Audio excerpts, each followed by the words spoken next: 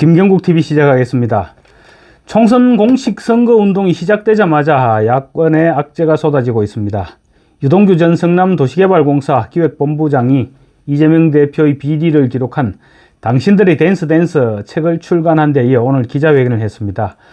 또 자신도 테러를 당했던 이재명 대표는 국민의힘 배현진 의원의 테러에 대해서 난리 뽕짝이라고 말해 다시 한번 망언을 추가했는가 하면 현대자동차 사장 출신인 공영훈 민주당 화성을 후보는 아들 전역 선물로 30억 원 상당의 빌딩을 선물해서 국민들의 허탈감을 증폭시켰습니다. 뿐만 아니라 코인 김남국 선생은 코인을 처분하겠다고 하더니 75종 무려 75종 15억 원대의 코인을 여전히 보유하고 있었습니다. 그리고 조국신당 비례대표 1번 박은정 후보는 1년간 무려 41억 원의 재산이 늘어나 검찰개혁을 주장하면서 정관 예우는 따로 챙겼다는 내로남불 비난을 받고 있습니다. 특히 남편 이 변호사는 1조 원대 다단계 사기범의 변호로 큰 돈을 벌었던 것으로 알려져서 충격을 주고 있습니다. 참다 못한 야권 원로인 유인태 전 국회 사무총장이 이제 앞으로 남은 13일 동안의 변수로 이재명 대표의 실언을 꼽았습니다. 우선 유동규 전 본부장 소식입니다. 유 전 본부장은 방금 전 국회에서 기자회견을 갖고 대한민국은 이재명의 서슴없는 범죄 행위로 위험한 지경에 이르렀다. 피고인 이재명은 재판 거래를 통해 법치의 근간을 무너뜨렸다고 주장했습니다. 2020년 10월 이재명 대표의 공직선거법 위반 파기환송심 무죄를 받았는데 당시 대법관이던 권순일 전 대법관을 김만배 씨가 8번 찾아간 이후에 판결이 뒤집어졌습니다. 유동규 본부장은 이에 대해서 권순일 전 대법관은 대법관을 그만둔 이후 김만배 씨의 화천대유에서 매월 1,500만 원, 연간 2억 원의 고문료와 별도의 급여까지 지급받았다. 그리고 50억 클럽에 가입됐다라고 말해 권순일 전 대법관의 김만배 씨와 이와 관련 유 전 본부장은 책을 통해서 나는 당시 김만배에게 똑똑히 들었다. 쌍방울을 통해 권순일에게 로비했다는 말을, 그리고 대법원 판결 전에 이재명 대표의 성남시장 시절 수행비서였던 백종선으로부터도 똑똑히 들었다. 권순일에게 약 쳐놨다는 말을 이라고 적었습니다. 유동규 본부장 대장동 사건에 대해서 이렇게 정의를 했습니다. 복잡해 보이지만 매우 심플하다. 이재명 대표가 온갖 편법을 동원해서 성남시장이 된 후 이름을 알리기 위해서 김만배와 서로를 비호해가면서 만들어낸 사건이다. 이렇게 정의했습니다. 그리고 통진당 사건, 상대 후보 비방 사건, 상대 후보 매수 사건 등 이재명 대표의 여러 가지 법적 리스크를 해결해준 사법 리스크 해결사가 김만배다. 그 김만배와 의기투합해서 정치 자금을 만들려고 했던 사건이 바로 대장동 사건이다. 원래 대장동 사업자였던 남욱이 잘리고 김만배가 주도권을 쥐었던 이유가 바로 그 때문이다. 이재명 대표의 비호 없이는 결코 불가능한 일이었다라고 주장했습니다. 그리고 백현동 사건에 대해서도 이재명 대표는 평소에 늘 부동산 투기업자와 싸워왔다고 말했는데 백현동 사업자인 정바울 씨야말로 부동산 투기업자다. 애초에 성남도시개발공사가 참여토록 되어 있었는데 이재명 당시 시장이 도개공을 빼내버렸다. 이재명 대표의 측근인 김인섭 씨가 개입했던 것이다. 김인섭 또한 꼭두각시였다. 이렇게 주장했습니다. 유동규 씨 오늘 기자회견에서는 이재명 성남시장이 경기동부 연합 출신인 통진당 이석기의 자금줄이었다는 점도 다시 한번 강조했습니다. 2010년 경기동부 연합, 2010년 지방선거에서 경기동부 연합 출신인 통진당 김미희 씨와 후보 단일화를 했습니다. 그런데 나중에 결국 통진당에 대해서 보원을 했다. 이런 의혹을 제기한 것입니다. 그러니까 이재명 대표가 성남시장으로 당선됐던 2010년 그해 12월 30일 민간 청소 용역업체를 이제 성남시가 선정을 하는데 그때 당시 선정된 업체가 설립된 지 불과 9일밖에 지나지 않은 나눔환경업체가 이제 용역업체로 선정됐다고 합니다. 그리고 그 이후 이제 2011년부터 16년까지 6년간 수의계약으로 나눔환경이 성남시로부터 용역 비용으로 받아간 금액이 56억 원이었다고 합니다. 엄청난 금액이죠. 그런데 이제 수원지검에서 이석기 내란 음모 사건을 수사하는 과정에서 나눔 환경의 돈이 이제 이석기의 혁명 조직으로 들어갔다. 이런 의혹을 포착했습니다. 그 과정에서 이재명 당시 시장이 자금줄로 명단이 올라와 있었는데 56억이었으면 뭐 이석기에게는 굉장히 큰 돈이었겠죠. 그래서 당연히 수사가 되었어야 되는데 당시 김만배가 민정수석이었던 곽상도 그리고 수원지검이었던 김수남, 김만배는 쌍도형과 수남이형 이렇게 부른답니다. 쌍도형과 수남이형을 동원해서 이재명 시장의 이름을 완전히 빼버렸다. 이것이 유동규의 주장입니다.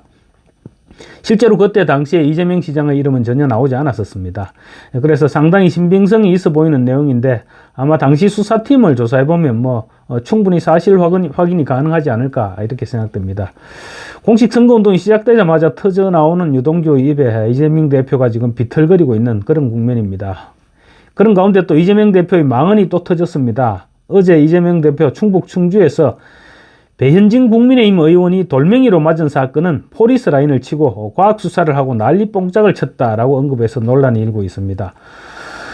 자기가 흉기로 한번 스치듯이 당한 것은 정치 테러이고 배현진 의원이 돌멩이에 10여 차례 머리를 찍힌 것은 난리 뽕짝이었다. 이렇게 말하는 이재명 대표의 정신세계 정말로 아찔합니다. 배현진 의원은 오늘 SNS를 통해 일찍이 수호지심을 모르는 사람이라 생각은 했지만 난리 뽕짝을 언급할 정도로 분별력이 없을 줄은 생각하지 못했다. 국민들께서도 아시다시피 저는 출동한 경찰, 구급대원 안내 매뉴얼대로 모든 조치를 하고 지금도 이제 신뢰를 가지고 수사를 지켜보고 있다. 이렇게 얘기했습니다. 그러면서 이재명 대표가 난리 헬기 뽕짝을 어디서 주었는지는 이미 전 국민이 다 아신다. 이상한 말로 국민을 분열케 하고 갈라치게 하는 범죄 피의자 신분의 정당 대표가 스스로에게 할 말을 언론 앞에 나와 당당하게 떠들고 있다. 이렇게 규탄했습니다. 그러면서 별로 정직하지 못한 입으로 부모님이 지어주신 제 소중한 이름이 함부로 거론되는 것은 정중히 사양한다. 흉악한 살인범 조카를 변호하고 형수님을 잔인하게 능욕하던 그 입이 아니었던가. 그 깨끗함과 더러움을 거론할 가치도 없어 보인다고 지탄했습니다. 상황이 이 지경에 이르자 야권 언론인 유인태 전 국회 사무총장이 변수는 이재명의 실언이다. 이렇게 직격탄을 날렸습니다. 유인태 전 총장은 오늘 CBS 라디오 출연해서 이재명 대표 요새도 자꾸 사고를 치는 것 같다. 그러니까 이재명 대표도 좀 한번 말을 할 때 더 신중했으면 좋겠다라고 꼬집었습니다. 야권이 돈과 관련해서 국민들의 속을 뒤집어 놓는 문제는 여기저기서 터져나오고 있습니다. 경기 화성을 해서 민주당 공영훈 후보가 99년생인 아들에게 실거래가 30억 원 상당의 성수동 건물을 정리한 것으로 드러나서 국민들의 상실감을 부추기고 있습니다. 등기부상에는 건저당도 하나도 설정되어 있지 않았습니다. 그러니까 현금을 주고 다 샀다는 것이죠. 2021년 군복무 중인 22살 아들이 전역하기 한 달 전에 정리를 했다고 합니다. 그래서 전역 선물이 아니겠느냐 이런 추측도 나오고 있습니다. 전역 선물로 30억짜리 빌딩을 줬다. 이런 걸 듣고 있는 국민들을 허탈할 수밖에 없겠죠. 화성을에 출마한 이준석 후보는 대한민국의 어느 누가 아들에게 전역 선물로 30억짜리 주택을 줄 수 있겠나. 자식을 20대의 나이에 빚 없는 30억 건물주로 만드는 것이 공영훈 후보가 말하는 2030의 의미냐. 부모 찬스의 실정 사례인 공영훈 후보가 앞으로 교육에 관심이 많은 동탄 지역에 무슨 교육 철학을 이야기할 수 있겠느냐라고 꼬집었습니다. 이준석은 또 공영훈 후보가 아들에게 정리한 시점이 토지거래 허가구역 지정 하루 전이었다는 점을 지적하면서 내부 정보를 이용한 부동산 투기 의혹도 제기했습니다. 이에 대해 공영훈 후보는 2017년 현대차 부사장 재직 시절 은퇴 후에 살기 위해서 당시 성수동 재개발 지역에 주택을 매입했다. 그런데 이후 자녀가 향후 결혼 등을 준비함에 있어서 집안처는 해줘야 되겠다는 마음에 정리를 해야겠다고 생각했다라고 말해서 정여 사실을 시인했습니다. 상임위에서 코인 거래를 했다가 들통나서 민주당을 탈당한 김남국 의원이 여전히 75종에 달하는 15억 원대의 코인을 보유하고 있음이 드러났습니다. 김 의원이 보유 중인 코인은 비트코인을 비롯해서 이더리움, 위믹스 등 총 75개에 달했습니다.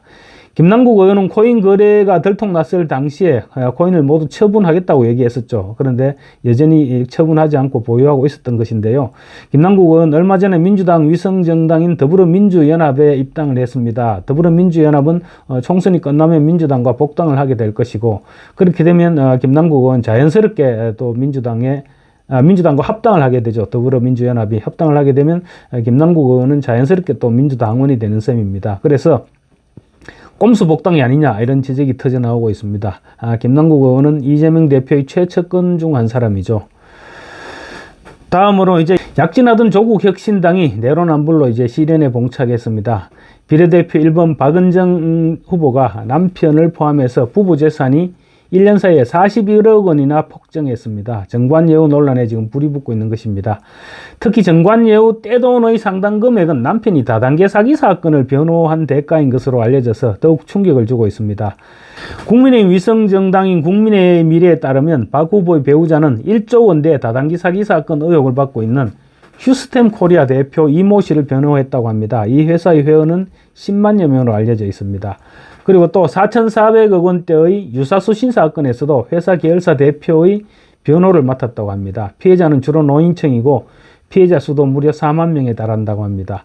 국민의 미래는 두 사건의 피해자만 도합 14만 명이 넘을 것으로 추정된다. 공정과 정의를 위해 일하던 검사가 옷을 벗자마자 서민들의 눈물을 외면하고 거액의 수임료를 지불하는 가해자의 손을 잡은 것이라고 질타했습니다. 조국혁신당 조국 대표는 그동안 검찰개혁 차원에서 정관예우 폐지를 주장해왔습니다. 정관예우에 대해서 조국 대표는 정관범죄, 정관비리라고 하면서까지 비판을 했었습니다. 그래서 비례 후보 1번에 대한 조국의 대응이 주목됩니다. 그렇지만 지금 검찰개혁의 주역으로 박은정 전 검사를 영입했는데 그런 측면에서 내치기도 힘들어 보이고 그렇다고 안고 갈 경우 역시 내로남불 조국답다 이런 비난을 받게 될 것이라는 점에서 조국 대표의 대응에 지금 관심이 쏠리고 있습니다. 박은정 후보가 걸려들자 당장 조국혁신당의 약진으로 벼랑 끝의 궁지에 내몰린 군소정당들이 일제히 지금 십자포화를 퍼부었습니다. 녹색정의당은 정관범죄, 정관비리와 같은 논란과 결함을 방치하고는 윤석열 정권 심판이라는 대의만 해칠 뿐이다. 조국혁신당은 정의로운 정권 심판을 위해서 박은정 후보의 공천에 대한 입장을 밝히기 바란다 라고 말했습니다. 공천을 철회하라는 얘기죠. 새로운 미래로 검사 퇴직 1년 만에 변호사 재산이 41억 원 늘었다면 이것은 정관비리 범죄가 아니냐라고 했고, 개혁신당도 이게 조국혁신당이 말하는 검찰개혁이냐, 검찰 독재 운운하며 온갖 피해자 코스프레는 다 하더니 뒤에서는 정관예우로 돈을 쓸어 담고 있었다. 음지에서 돈을 벌고 양지에서는 배지를 탐한다라고 꼬집었습니다. 박 후보는 이에 대해서 친문검사가 무슨 정관예우를 받겠느냐 이렇게 항변을 하고 있기는 합니다. 그렇지만 그런 해명이 중요한 것이 아니라 1년간 41억 원의 재산을 벌었다는 것이 핵심 포인트고 정관예우가 의심된다는 것이 핵심입니다. 서민을 위한다는 정치 세력이 그리고 검찰 독재를 타도하겠다고 주장하는 세력의 1번 비례대표가 1년에 41억 원의 재산을 취득했다? 이것을 납득하고 동의할 수 있는 국민은 아마 없을 것입니다. 잘 나가던 조국혁신당 드디어 이제 암초를 만났습니다. 이번 사건은 국민들로 하여금 조국혁신당과 조국에 대해서 맞다 참 조국이 그런 사람이었지 이런 부분을 다시 한번 생각해보는 계기가 되지 않을까 이렇게 생각해 봅니다. 감사합니다.